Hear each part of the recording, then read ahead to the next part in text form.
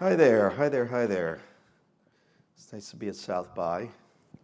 All right, so what we're going to do is we're going to tell a weave of stories of both public life and private life, stretching across 20 years. I mean, I'm almost 60 now, so I really can take you all the way from Nixon forward.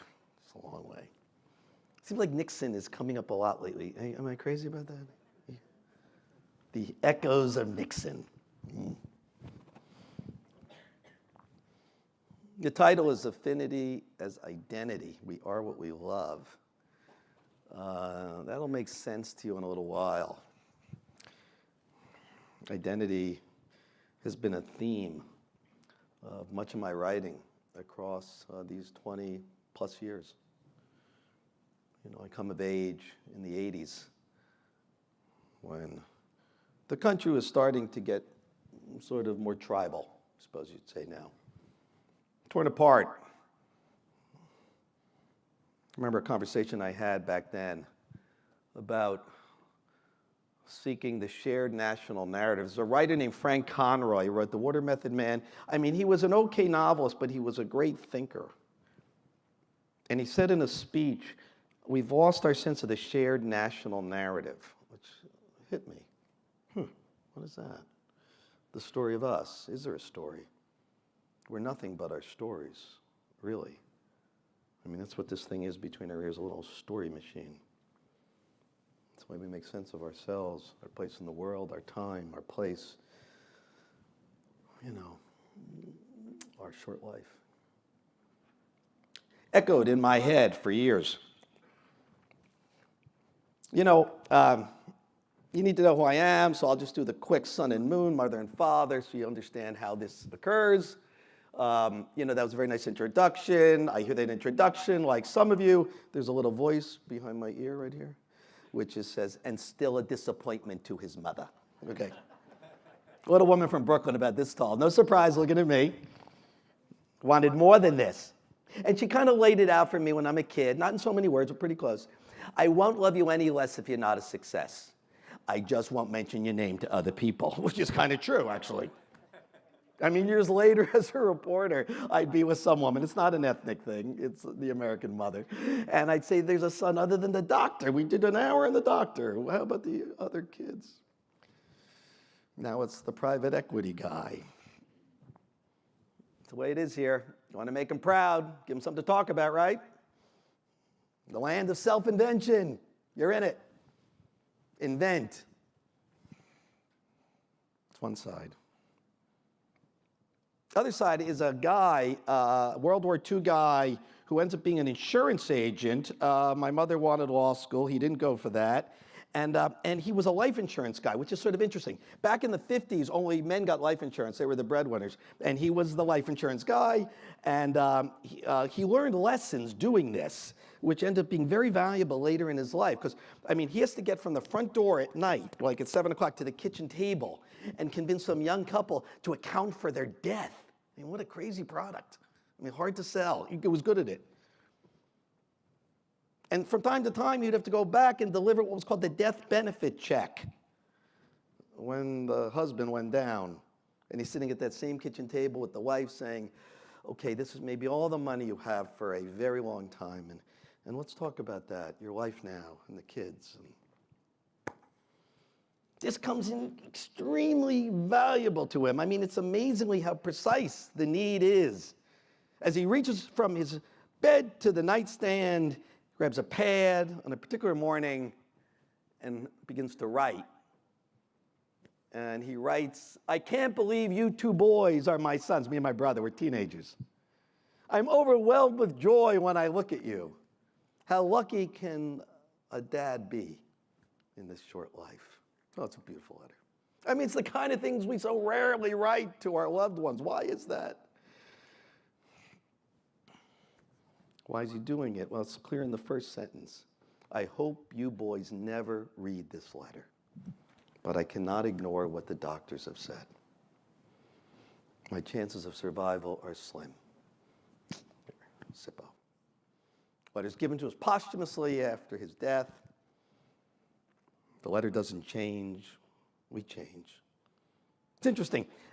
In the letter, a ways in, you can see right toward the end the pen pressing harder on the paper with a kind of urgency.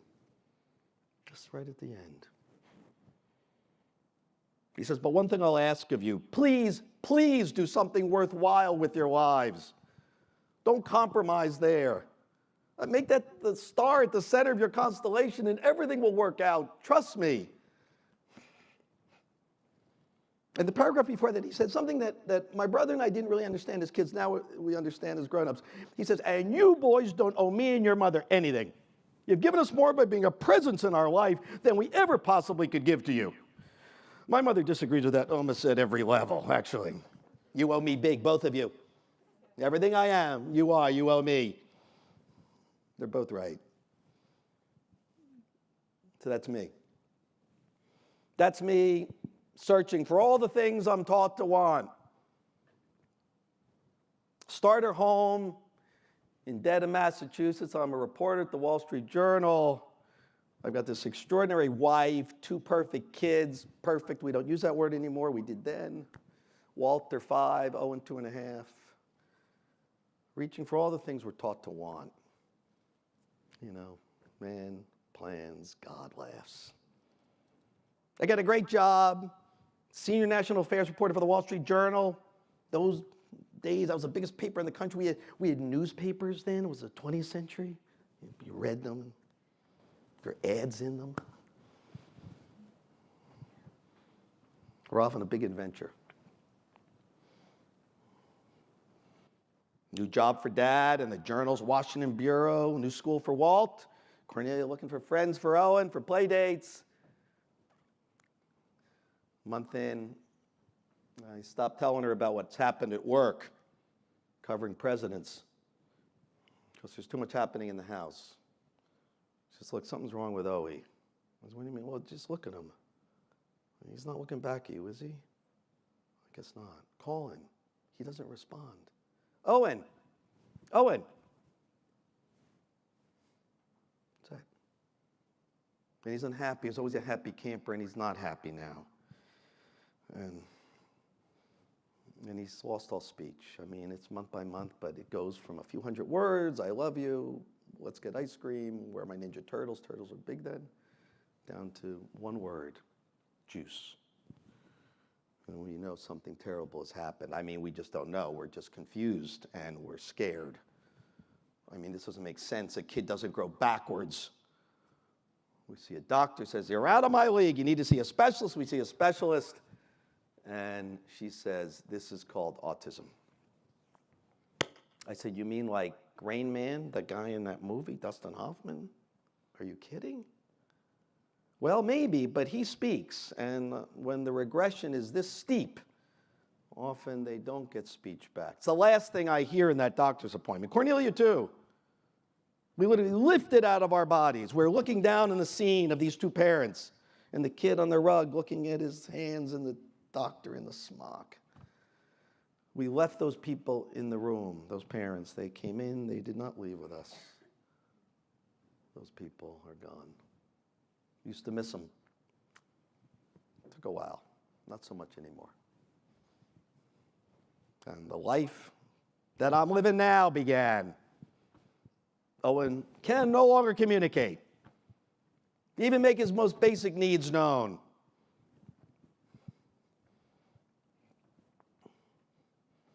We have to find a new doctor because we immediately got rid of this doctor. Cornelia dubbed her the Ice Queen in the car. That was quick. Denial. We found another doctor, and mostly he treated us, so we didn't run out of the room when he said the word autism.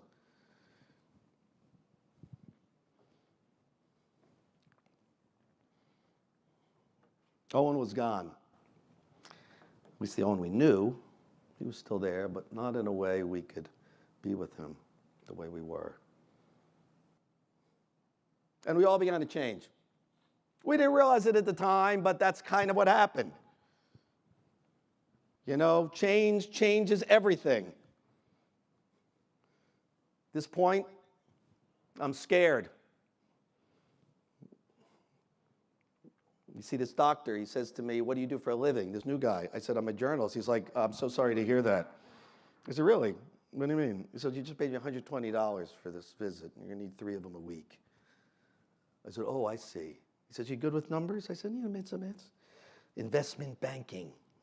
Say it with me, investment banking. I'm like, no, this is what I do. I'm a reporter, I'm a writer, I'm a story guy. He said, you better be really good at it. Again, in the car after that visit, Cornelia and I are talking, and she's like, okay, so now I have my job for the rest of my life, Owen, and your job is to make more money than any reporter in the history of newspapers. Oh. And that's it. A couple things happen. This public-private life. In public, I become a different kind of reporter. I start searching for left-behind people. I don't even realize what's going on. It's all coursing through my subconscious.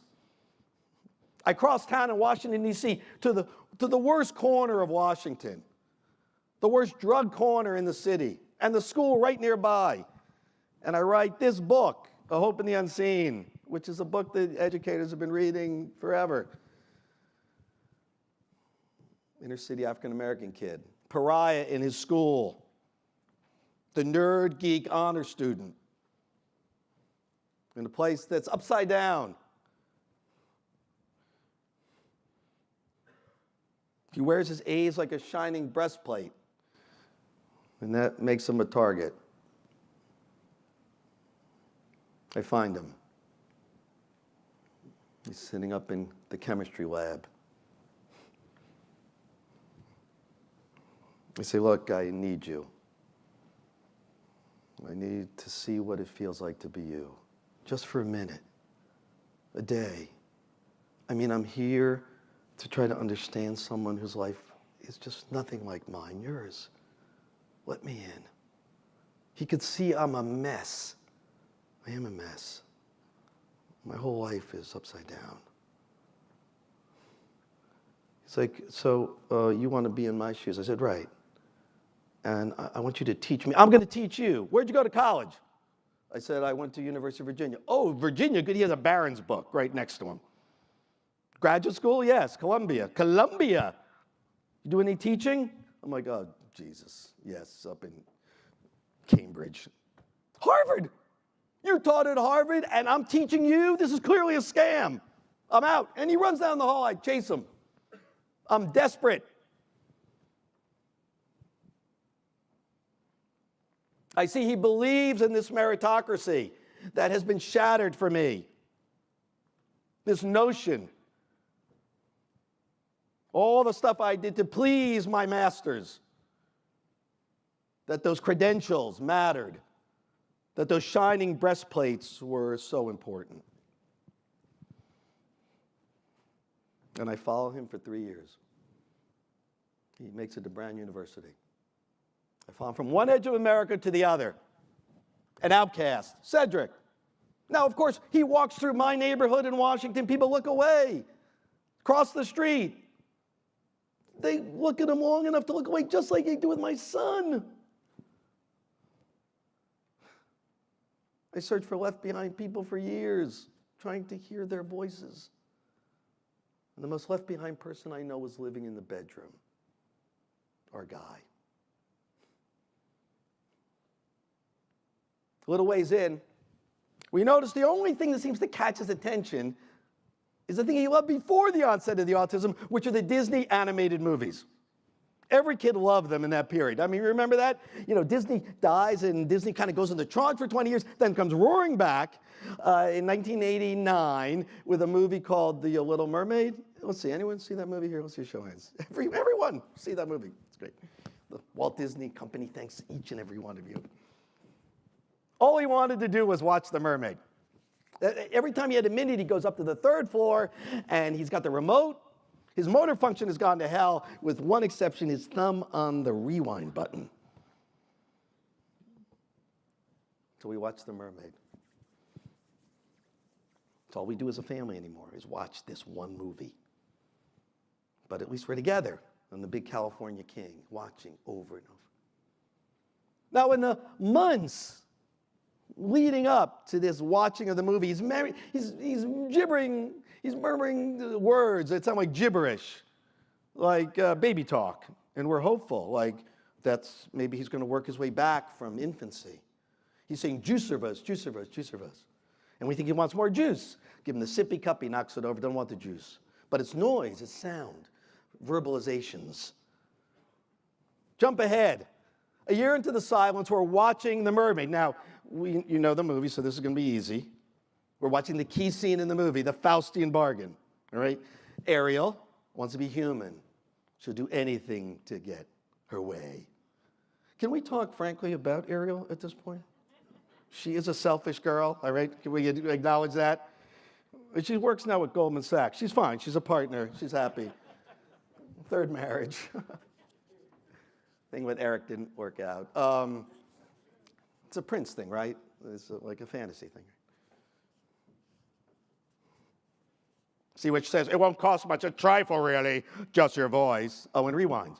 Walter's older brother says, Owen, just watch the movie. Owen rewinds again and again, third, fourth. All of a sudden, Cornelia grabs me. It's not juice, it's just. I grab Owen, just your voice. And he looks at me for the first time in a year and says, juice or vos, juice or vos, juice or vos. Walter starts jumping in the bed. Owen's talking again. And Cornelia starts to cry. He's still in there. That's where we lived for years. Inside of the Disney movies. He's murmuring other bits of gibberish. A year later, he says, booty lies witten. Okay, come on. Next movie in the procession. Beauty and the Beast, right. Beauty lies within. Now we're excited by this. We go to our doctor, say, can he know what he's saying? Well, the thinking is not with autism. It's probably just a verbalization. We call it echolalia. I said, oh, I hate that word. Is that what I think? Yes, probably.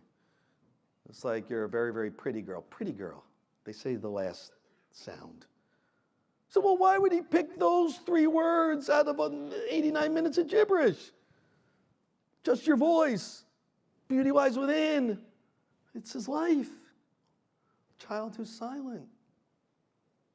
People look at him like a potted plant. Maybe. So now we jump to the key moment, which has been memorialized now in a book and a movie. You know, trailers can tell big stories. And so here's what happens on a particular night. Owen is 7. He's up to about a 3-word sentence. I want juice, which is huge for us. We're very excited. And his brother's 9th birthday is happening. You've met me, Cornelia, Owen, the last member of the tribe, his brother, child of an autistic brother. The siblings, you know, they're tough. They don't need you for anything. They're like little characters out of Dickens.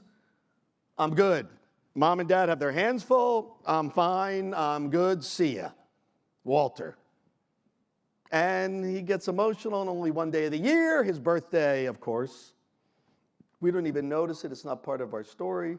And on his 9th birthday, Owen's in the backyard. Walt gets a little emotional after the kids leave. Owen follows us into the kitchen. And he feels like he's going to say something. It's odd. He's standing there, and he's got this thing happening, like bubbling up. All of a sudden, he looks at Cornelia. He looks at me, and back and forth. And he says, Walter doesn't want to grow up like Mowgli or Peter Pan. And off he goes. It's like, what's that? That's a full sentence with a comma in the middle. And something we ourselves didn't see. All of a sudden, we're overwhelmed. We talk for hours until Cornelia's like, look, you're the one who wears the propeller hat at the birthday parties. Go up there. Find a way back in. He must have memorized these movies, all of them. And that's the night that the key moment occurs. So here's a trailer to Life Animated. My family, there they are.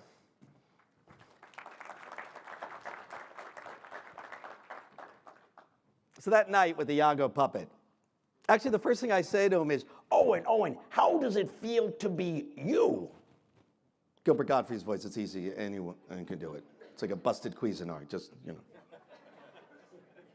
He turns to the puppet like he's bumping into an old friend. He's like, I'm not good, I'm lonely, and I have no friends. And we talk for the first time in 4 years. Owen and Iago. You know, and I say, what would Iago say next? Stay in character. When did you and I become such good friends? When I watched Aladdin, you made me laugh. And then we go for like 3 minutes. And then he clears his throat. I hear him. He's up on the bed. I'm kind of pushing the puppet up alongside the bed. The bed's spread over my head. And he says, I love the way your foul little mind works. That's Jafar, the villain. To Iago, the sidekick. It's the next line of dialogue. Then we realized that he'd memorized all the movies, 52 Disney movies. Every one since 1937. Oh, Snow White, the first one. There was. Doors began to open inside of us. This is it. We can communicate in Disney dialogue. Okay, come on, let's go.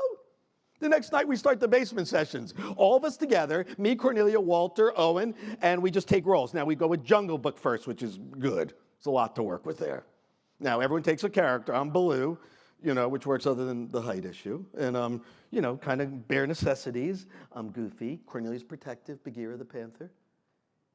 Mowgli, you must go back to the man village. The jungle's dangerous. Walter is King Louie, the orangutan. Owen's Mowgli. About 7 scenes in, we need the TV because, you know, they'll outrun us. That's our script coach. Scene by scene, we get our lines, we turn and we play it. As Baloo, I say, you know, you'd make one great bear. He says, you think so, Papa Bear? And then he hugs me. And I'm not sure if it's Mowgli and Baloo or me and Owie. Of course, Cornelia says, it doesn't matter. And it doesn't. And that's what we do for years, every night, the basement sessions. Over several years, he gets speech back. He learns to read by reading credits. Emerges as a teenager. Processing the world through his affinity, his passion.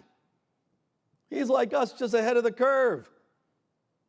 Because he's watching videos all the time, just like we do on our little phones in the 90s. Just countless hours. What is the little thing, that little thing you get, that ping, 5.2 hours a day, 6.4 hours a day? That's all we do now, right? Nose up by ourselves to the screen. That's most of Owen's life. We shared the screen with him as much as we could. We got on the couch with him. We sat alongside of him. We watched the shared campfire of the movie. That's where we connected. We could see him in its reflection and he us. Years. The only way we could reach our son. Look, great inventions are born of necessity and often desperation. There's no other way we could be with him. But all of a sudden, things became clear in us. First off, we were living a crazy double life. By day, we seemed just like all of you. You know, Walter's going to school like other kids. Cornelia's driving Owen around to every therapist who hangs a shingle. I'm interviewing presidents, you know. Some of them are never telling me the truth, I swear. Almost never. May I hug you? Just once. Yeah, they are. The big $4. And other presidents who right off the bat say, Suskind, I don't like you. First time I met you, I didn't like you. Okay, anyone could do the George Bush watch. It's really easy. Get arms out, hips out, kind of a tight sphincter thing, that kind of thing. I may hug you, I may hit you. It's my decision. I'm the decider. Those are tough books. I was under investigation for that first one. Yeah, price of loyalty. I had 19,000 internal documents. Bush and Cheney didn't like that. 1% doctrine of the war on terror. Way of the world, I kind of cracked the key evidence on the invasion of Iraq. Tough books. And every night we meditated on the emergence of the hero. Those were the most powerful discussions during that time. And in fact, they drove me in how I interviewed people like presidents and world leaders and folks who should know better about what's possible. The country's becoming more and more divided, almost by the year, by the day. And at night, what are we seeking? The shared narrative. That's what those stories are. The Kenyans have a Beauty and the Beast. The Indonesians have a Snow White. These are stories that go back thousands of years, actually even before recorded time. At one point, during a tough day with George W. Bush, Owen wanted me to watch that scene from Lion King with the goose-stepping hyenas. And he stops it, pauses it. Dad, are you in trouble with George W. Bush? I said, I could be, honey. Yeah. But he's not a bad man. He's just doing his job, and I'm doing mine. Owen didn't believe that, but I told him anyway. What do I find? What's the lesson tucked into it? Cedric Jennings, inner city black male, the ICBM, cardboard cutout. I'm saying that in speeches. More and more we're becoming a society of cardboard cutouts, lined up against each other in the landscape. Inner city black male, police officer doing his job. Greedy CEO, line worker who's about to lose his job in Mexico. I mean, you know how we do it? Just two-dimensional. Stand them up in conflict. It allows you to cover a lot of ground quickly. That's mostly what journalists do. It was my job. But I was forced out of it. Cedric Jennings, I'm like, this is not right. I need to know you. Please let me in. You live a complicated life, as complicated as mine. Let me do that justice. Owen, he was teaching us that we are all identical in all the essential ways. Two outcasts, Cedric and Owen, teaching a world-wise guy with graduate degrees and credential. Pulitzer Prize at that point. Thank God I was forced to learn. And what do I find among those two and countless discarded people around the world? Well, the first thing I do when I walk in, I say, I'm a reporter and you're God knows what. A person just fired who's ready to reach for a gun. A jihadist. Look, I talked to bin Laden's spokesman in London, and I'll leave this guy nameless, but the first thing I say to him, learned from Owen and Cedric. What do you love? What do you love? Me? You. I don't know. I like movies. Good. Come on. It was in London. We're in a place that is off the grid. He's like, well, I really love, Pulp Fiction. Pulp Fiction, good. I like that too. Let's talk. What do you love about it? Well, the thing is this, is that it's going to get you out of movie reality. That's what I love about it. The thing is that it lets me see more of real life, yeah. Yeah, right, that's me too. We agree on nothing. I'm going to put him in a book and he's probably not going to like it. But we see each other in three dimensions. Why? Because we focus on the one thing that forms the epoxy of a bond. Just tell me what you love. Let me listen. Let me tell you what I love. You can see me in that mirror in all three dimensions. So then, I say, I'm going to introduce a new character to the world. What's amazing now is that Facebook provides you your introduction to the world for all history. It's insane. I know this business. I spent years introducing private citizens to the world. I often spend years with them, just listening to them. Make sure I get all the nuance right. Present them in three dimensions. It's their right. Now you post with tags, a lot like those cardboard cutouts. This one and that one, Democrat, Republican, gender, where I live, how much I make, a picture of me that doesn't look like me. That's the way we do it now. I don't think you need me to say how much havoc this is causing. I come at it from another direction. So now I have to present my family to the world. When Owen's about 19 years old, he says to Cornelia and me one night at dinner, he's like, people don't see me for who I am. They see you for who you are, Mom, and you for who you are, Dad, but they don't see me for who I am. I am more than I appear. I'm an unpolished gem, a diamond in the rough. What movie is that? Aladdin, of course. So easy with Disney. It's the one lingua franca, the friggin' planet, these Disney movies. And Dad, you're a writer, Mom, you're a writer, and off he goes, leaves the dinner table. It's kind of a challenge to us. Okay, he's not going to change. We can't change him. You don't change people with autism. They're just different. They're not broken. They're not sick. They're different. We tried everything. I can tell you this because we attempted to change them and it didn't work. So what he's suggesting is we change the way the whole world sees people like him. This is a crazy bet. But we do. And that's the book Life Animated. Book comes out 2014, and there's a kaboom. Excerpt from the New York Times, viral video. The day it's posted, we get 1,000 calls that afternoon. People from all over the world. Neurodiverse, it's 1 out of 4 people now. Many on the spectrum, not all. A lot of parents. Oh, I get it now. My kid's not broken. He's just a Harry Potter kid. My kid's not broken. He's Preston Sturgis. My kid, astrophysics, that's his thing. Of course, we got this baby. The phone. It's a Gutenberg moment. All human knowledge is on the friggin' phone. It's discoverable. What does that mean? That means since we're little peanuts now, we're just drinking deep of the real stuff.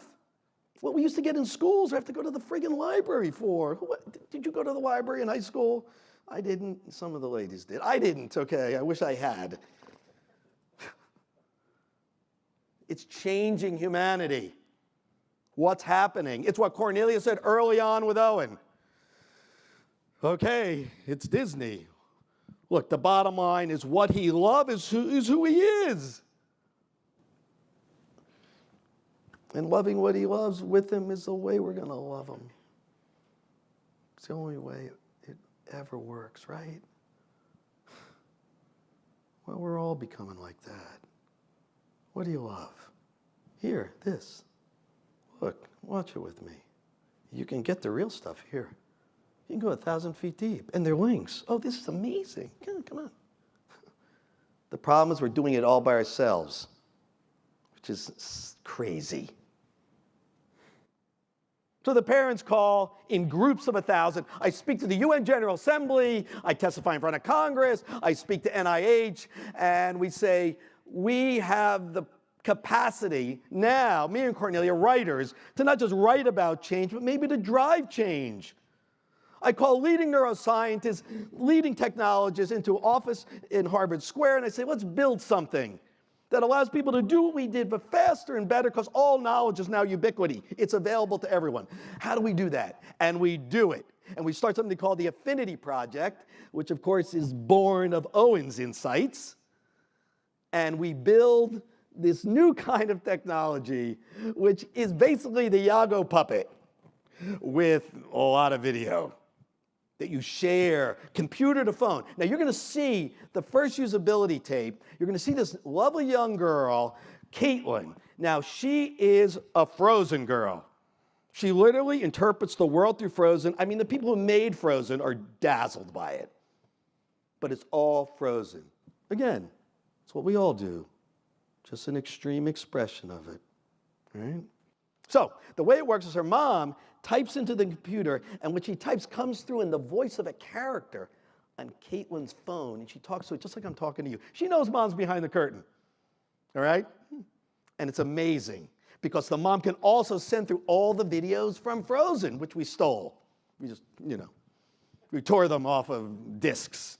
It's a beta. We're not giving it to anybody. So the Disney Corporation didn't burn our house down. It's amazing. Watch this. Okay, so there is a clue in there with Paul Bart Mall Cop. Okay, we were getting the videos we thought she'd want. You know, the most popular stuff and all the Frozen clips. And in a million years, we would never presume she was drawing deep meaning from, you got it, Paul Bart Mall Cop. But she was. And that little light went off. Okay, we're never going to be able to keep up here. We had thousands of clips. We tore them. We had all sort of metadata around them. No, the kids were outrunning us. Zillions of them using it.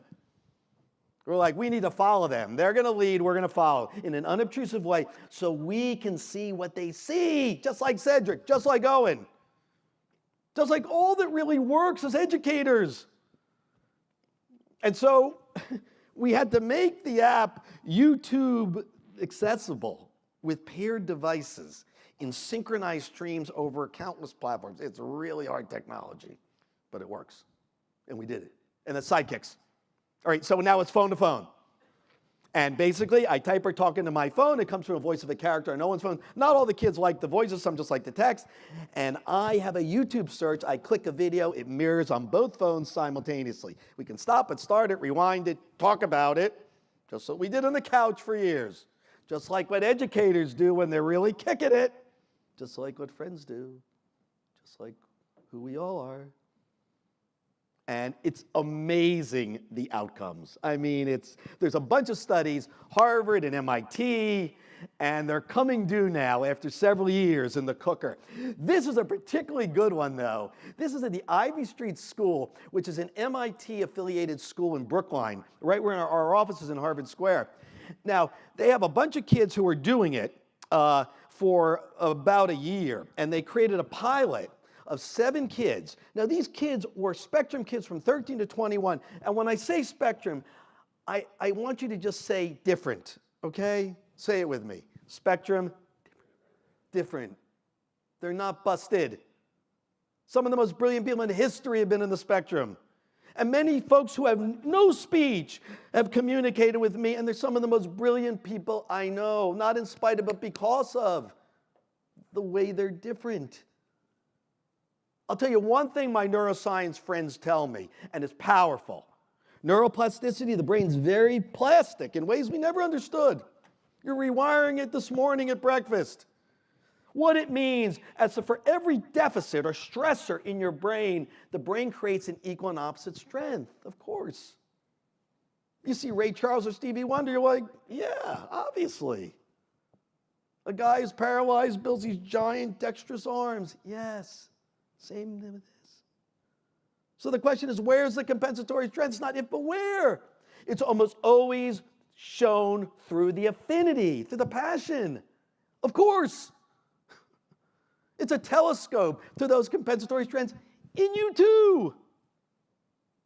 This is the way what we're finding is changing education. Education was changing anyway, but we're advancing it. We're feeding off of it and them off of us. Spectrum folks teach us because of their extremis in both deficit and strength. They allow you to see everyone's brains. So this is amazing. Okay, so these kids now have a coach, a licensed social worker, one guiding a couple teachers. That's all it is. And just the coach is there whenever they need him. And look, the coach might talk to him 2 or 3 times a day. A coach can have 6 or 7 kids in her roster. And the kids reach out.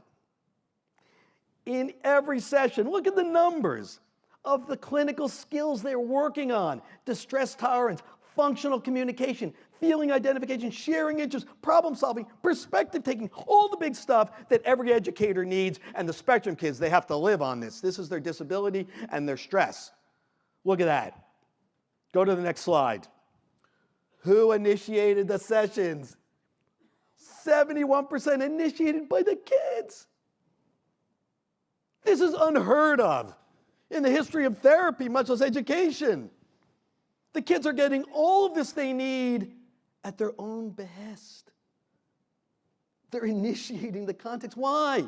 It's strength-based, it's joy-based. It's this is who I am, what I love.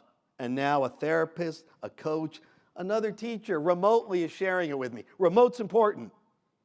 They're not looking at me. I don't feel their stress. They're not going, this is the wrong answer. I can't believe you got it wrong again. It's different than that. That's the way things are working now. It's the application of universal knowledge that the teachers are guiding. You're a midwife, Sherpa, encourager. It's good. It's not bad. You don't need to hold all knowledge in your head. That's old. That's over. Amazing outcomes. Sidekicks. So sidekicks will be available to everyone this year because all the studies are now coming due at Harvard and MIT. But we were missing something enormous in terms of what I love is who I am. Let's watch a short video. This is Owen's bar mitzvah. And then you're going to see something that follows it. Owen gets to the school for young adults he's at, Spectrum folks. They created their whole classroom around Affinity. They were learning everything here. They're doing it on their own. They find the campfire, they gather around it. Everything happens there. They're learning things they've never been able to learn. Sharing, discussing, looking in the shared mirror. The thing had 4, 5, 6 boy-girl couples after a year. Social too. It's not separate, it's one thing. So, we built Clubhouse, which is really an online version of Disney Club. There it is. This is the screen. You can share any video you find on YouTube. And basically, there are 2 people here, and they're chatting. Hey, Sam, can you separate the screens a little bit? So there's 2 screens. You see, there's one here and one next to it. And basically, they watch the video today, and they discuss it. I love this one, too. This is Mr. Smee. You remember him? All right, Captain Hook, Mr. Smee. And me, too. The only villain that brings comic relief. And, of course, Owen responds, until Yago. That's actually deep Disney analysis. And then it goes from there where Owen says, you know, my philosophy is that anyone with a sense of humor can't be all bad. And actually, he rewrote a script where Yago turns to good. All right, so this works in a new kind of co-viewing. It could be 2 kids or 50 kids. It could be a teacher, a professor. It can be a guest. You can then go to any interstitial video. It's just campfiring.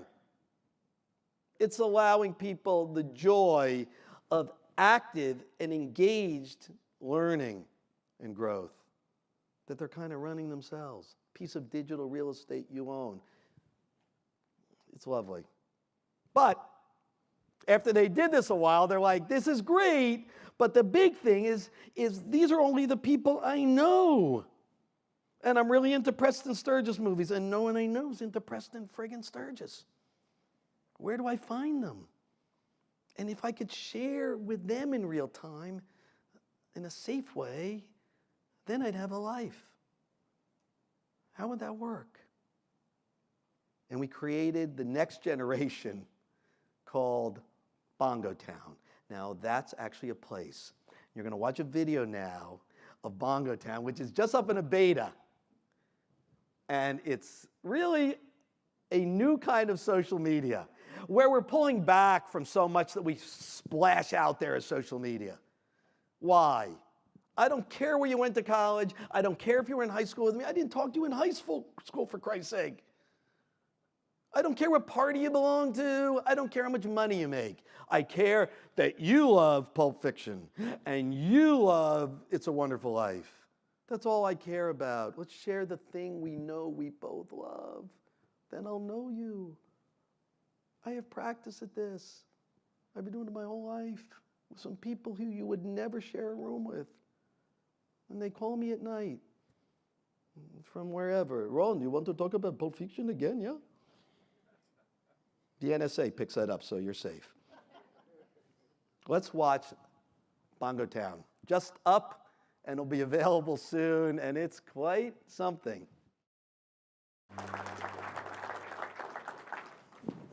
You're seeing the yield of really 20 years of heavily credentialed, world-wise, couple people, me and Cornelia, being able to hear things that would be otherwise maybe inaudible. Walter, Owen's older brother, says, Owen is my best teacher. All of us. It's often the way with the outcasts, isn't it? If you can hear him, if you stop, go talk to me. Tell me what you see. Tell me what we share. Tell me what you love. You know, we got off, I think, on the wrong foot here with this Gutenberg moment. What we can now call social media, which is neither social nor media, actually. And I can understand that. You know, we were posting representation of ourselves to the world for all history and humanity. That's hard. It's kind of unreasonable. As I said, I've spent years with folks, sitting years with them to get some representation that really is who they are in those books. And part of what we realized as we moved forward and dug deep into the way people actually are is that we're going to withdraw some of the things that are possible, like that big splash of LinkedIn offering, that big representation of which tribe you're in, and say, that's not our essence. Our essence is shown by our passion. It's the great miracle of this time. Trust it. It's who you are. And everyone's discoverable now. There are people out there who love it just like you do. And when you sit there and look in the mirror of the stuff you both love, you can actually see each other. It's lovely. Tell me why you love It's a Wonderful Life. Tell me what you find in this obscure bit of digital offering, in that poem by Shakespeare, in that movie that only we really care about. Why does it speak to you? That's what's happening. The Spectrum kids love this, of course, and the adults too. But it's a gift from them to us. Just like the gift Cornelia and I received from Owen about seeing things as they really are. That's what's driving all this. We can be better. It's time to be better.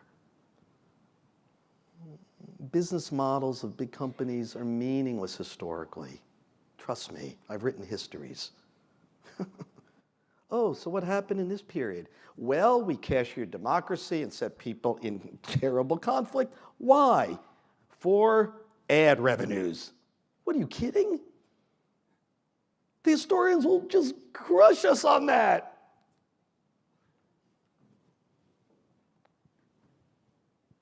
Join us.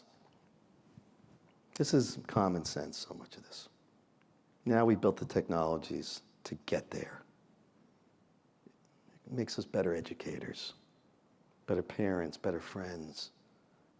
It allows us to find the shared light of the great inventions of humanity, which are all here in our hands. I'm just going to finish with Owen. I talked to him this morning. He loves this. I said, I'm going to show them all Bongo Town and sidekicks. Oh, this is great. What would you tell him, buddy? He's like, well, just like at the end of the book, Dad. Remember when I was watching all those movies, and I still do, but at one point I said, that's fine, but I want to be in the world. It's important. Trust who you can touch. Find people who love what you love. And everything changes. Ultimately, it allows us to discover our best selves. And that's when we feel most like ourselves. We're a hopeful people, Americans. I think around the world, people are innately hopeful. It's the way humans are. When we're not hopeful, we don't feel like ourselves. We feel distant. And we're dangerous at moments like that to ourselves and others. So it's not foolish or fanciful to seek hope. It is the way we always do what we do best. So I just want to thank all of you, each of you a sidekick, helping others fulfill their destiny, which Owen will tell you is the holiest role. Owen met the Pope recently. I know, crazy. The Pope came up to Owen. Owen looked right at him the way no one ever looks at the Pope, like just another dude. He's on the spectrum. That's the way he is. Hey, hey. Pope leans in close. Owen says, okay, the sidekick helps the hero fulfill their destiny. It's the most important role. Owen's not real big on heroes. Loves the sidekicks. Pope goes, really? He goes, yeah. And you're the great sidekick because you help the world fulfill its destiny. Pope starts to cry. This is really amazing, considering we're a bunch of Jewish guys. And Owen says, thank you on behalf of autistic people everywhere, because we get this. And then Owen gets blessed by the Pope. And at that point, I embraced Jesus as my personal savior. Thank you all for coming out today. Bless you all.